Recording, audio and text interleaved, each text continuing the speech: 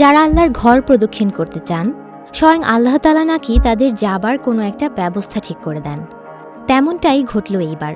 শারীরিক অসুস্থতাও আটকাতে পারেনি ১৮ জন ধর্মপ্রাণ মুসল্লিকে। হজ পালনের উদ্দেশ্যে অ্যাম্বুলেন্স করেই তারা উপস্থিত হয়েছেন মক্কা নগরীতে। কঠিন এই তীর্থযাত্রার সব চড়াই উতরাই পেরিয়ে অসুস্থ শরীরেও তারা শরিক হয়েছেন হজ আদায়ের জন্য। হজ হলো একটি তীর্থযাত্রা যার উদ্দেশ্য সৌদি আরবের পবিত্র শহর মক্কায় অবস্থিত আল্লাহর ঘর কাবা প্রদক্ষিণ করা। এই ধর্মীয় ইবাদতে জীবদ্দশায় একবার হলেও অংশগ্রহণ করতে চান প্রত্যেক ধর্মভীরু মুসলমান।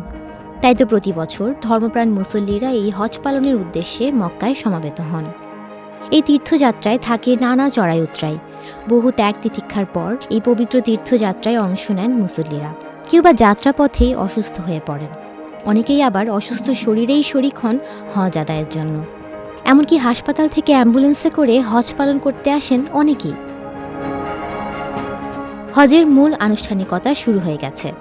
এশার নামাজের পর মক্কার নিজ নিজ আবাসন থেকে ইহরামের কাপড় পরে মিনার উদ্দেশ্যে রওনা করবেন হাজিরা। এই পবিত্র ইবাদতে ইচ্ছুক এমন কোনো ব্যক্তিই যেন বাদ না পড়ে সেই ব্যবস্থা আগেই করে রেখেছেন সৌদির স্বাস্থ্য মন্ত্রণালয়। তাই বিভিন্ন রোগে আক্রান্ত হয়ে হাসপাতালে থাকা ১৮ ব্যক্তিকে অ্যাম্বুলেন্সে করে হজের জন্য মক্কায় নিয়ে আসা হয়েছে। মদিনার বিভিন্ন হাসপাতালে ভর্তি ছিলেন তারা। ৩১টি অ্যাম্বুলেন্সে এই ১৮ জনকে হজের জন্য মক্কায় নিয়ে আসা হয়।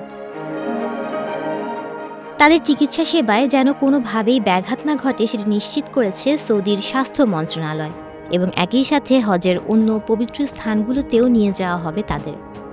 মদিনার জেনারেল অধিদপ্তরের স্বাস্থ্য খাতের বিভিন্ন প্রতিষ্ঠান একযোগে কাজ করছে এতে। যে ৩১টি অ্যাম্বুলেন্সে করে এই ১৮ হজযাত্রীকে নিয়ে আসা হয়েছে সেগুলোর প্রত্যেকটিতে প্রয়োজনীয় সব জিনিসপত্র রয়েছে। এগুলো পরিচালনা করবেন স্বাস্থ্য বিষয়ক ১০৬ জন কর্মী, যার মধ্যে রয়েছে চিকিৎসক, নার্স ও প্যারামেডিক। সাথে রয়েছে রক্ষণাবেক্ষণ গাড়ি, অক্সিজেন সাপ্লাই, ভ্রাম্যমাণ ওয়ার্কশপ এবং দ্রুত হস্তক্ষেপ ইউনিট।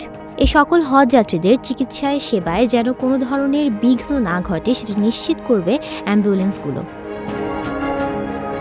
এমন মহৎ কাজে মহানুভবতা দেখিয়েছেন মদিনার বেশ কয়েকটি হাসপাতাল। সাহায্যের হাত বাড়িয়ে দিয়েছে তারা। হজের পুরোটা সময় এই হজযাত্রীদের সঙ্গে থাকবে একটি মেডিকেল পর্যবেক্ষক দল। তারা সার্বক্ষণিকভাবে তাদের ওপর নজর রাখবে, যেন জরুরি কোনো পরিস্থিতির সৃষ্টি হলে তাদের সঙ্গে সঙ্গে প্রয়োজনীয় সেবা দেয়া যায়। সুমনা মুস্তফা, প্রবাস খবর।